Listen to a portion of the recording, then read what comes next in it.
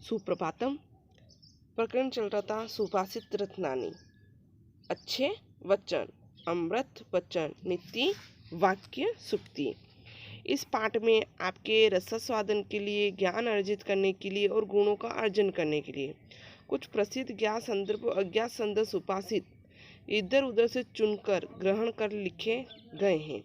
वाणी की मधुरता, अच्छे गुणों की महिमा, पात्र अपात्र, विवेक, खल, सज्जन, विवेक, विद्या, धन और धर्म, अर्जन करने के प्रकार, मित्रता, दानशीलता, अहिंसा व्रति, आतंकियों के प्रति नीति, संगव्रति, इस प्रकार विविध विषयों से संबंधित सुभाषित बताए गए हैं। यहाँ पे दिखाया गया था कि पृथ्वी पर 3 रत्न हैं, पानी, अन्न और सुभाषित। जो मूर्ख लोग होते हैं वो हीरो के टुकड़ों को रत्न का नाम देते हैं। फिर प्रिय वाक्य बोलना चाहिए, मधुर बोलना चाहिए, जिससे प्राणी संतुष्ट होते हैं। प्रिय वाक्य बोलने में कभी भी कंजूसी नहीं करनी चाहिए। अब आगे।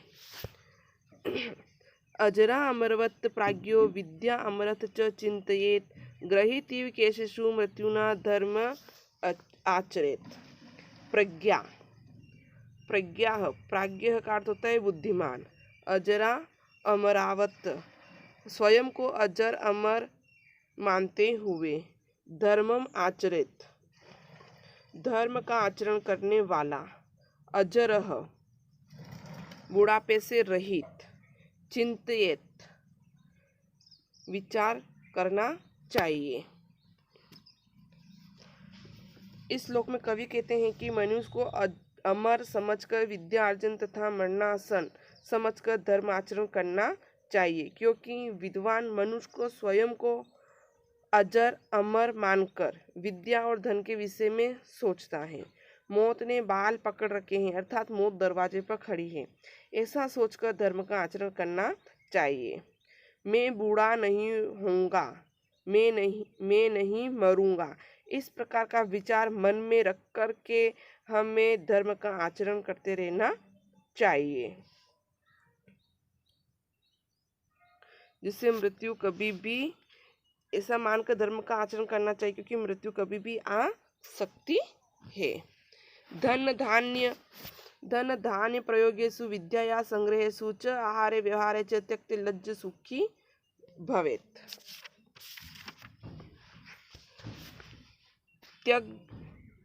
त्यक्त लज्जा रहित। संग्रहेषु, संग्रह करने के लिए। धन धान्य प्रयोगेषु, धन ध्यान के व्यवहार में। आहारे, खाने पीने में। व्यवहारे, परस्पर व्यवहार में। यहाँ पर कवि निर्देश करता है कि व्यवहार में स्पष्टता का बहुत महत्व है, क्योंकि धन धान्य के लेन देन के व्यवहार में, गुरु से विद्या ग्रहण करने में, भोजन तथा परस्पर व्यवहार में लज्जा त्यागने पर, अर्थात स्पष्ट कर देने पर व्यक्ति सुखी होता है। किसी भी तरह का मन में कोई भाव नहीं रखना चाहिए, बैर नहीं रखना चाहिए। जो भी बात हो स्पष्ट वक्ता की तरह स्पष्ट कर देना चाहिए, जिससे व्यक्ति सुखी रहता है। आपसी व्यवहार में जो मनुष्य लज्जा को त्याग कर स्पष्ट कहता है, वह सदैव सुख पाता है। इसलिए शर्म लज्जा नहीं रखनी चाहिए, जो भी बात है वो स्पष्ट कर देनी चाहिए। विद्या विवादाय धनम मदाय शक्ति परेशान पीड़नाय खल्लस्य साधो विपरीत मेतत् ज्ञानाय दानाय च रक्षणाय।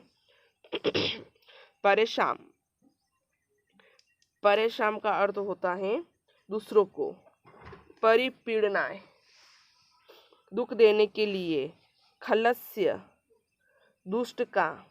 मदाय, मत वालापन। यहाँ पर कवि संबोधित कर रहा है कि दुर्जन सदैव विद्या आदि गुणों का दुरुपयोग करते हैं, जबकि सज्जन यह सब विपरीत होता है, सदुपयोग के लिए होता है, क्योंकि दुर्जनों की विद्या ज्ञान विवाद के लिए होती है, धन मिलने पर घमंड करते हैं तथा वे अपनी शक्ति का प्रयोग दूसरों को पीड़ा देने में करते हैं, परंतु सज्जन की ये सभी बातें विपरीत होती है। सज्जनों की विद्या ज्ञान के लिए, धन दान के लिए तथा शक्ति दूसरों की रक्षा करने के लिए होती है। खलः षट्पत्राणि परिच्छत्राणि पश्यति आत्मनो बिलपत्राणि पश्यन्ति न पश्यति। षट्पत्राणि सरसों के समान छोटे, परिच्छिद्राणि दूसरों के दोषों को, आत्मन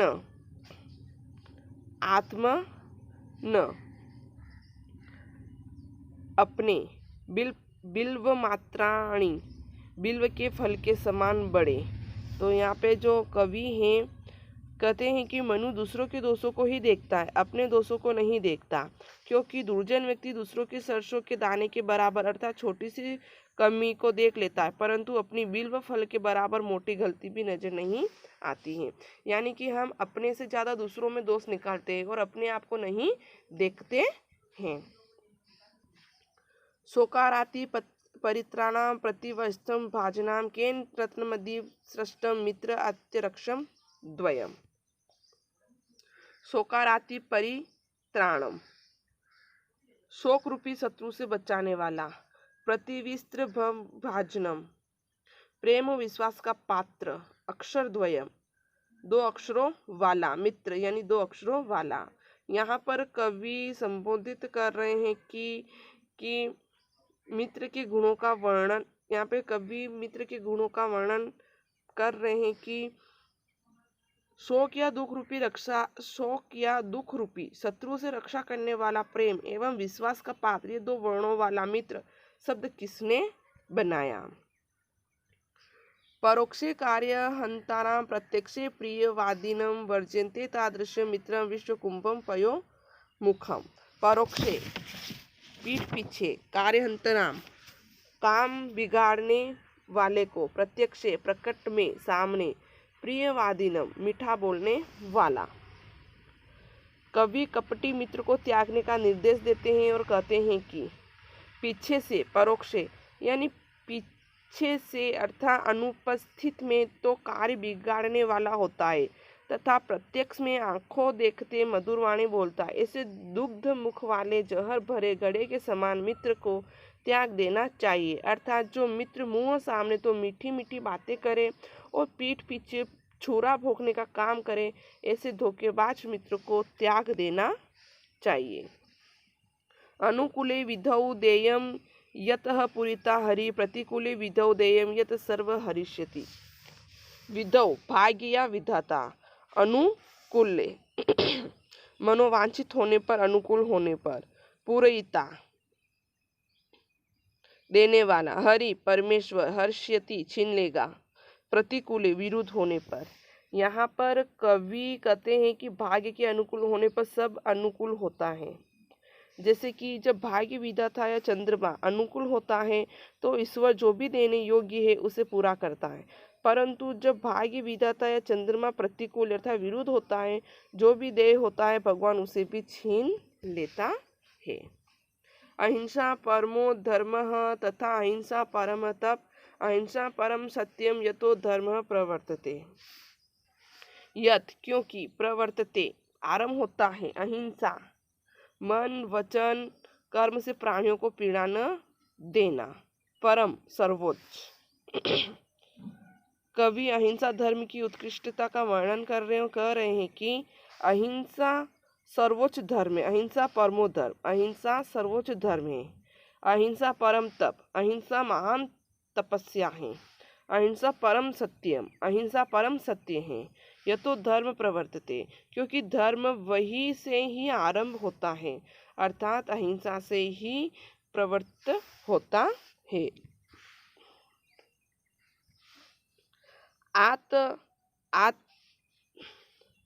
आततायीन आयताम हन्यादेव विचारयन नातताय वदे दोषो हर्तु भवति कश्चन।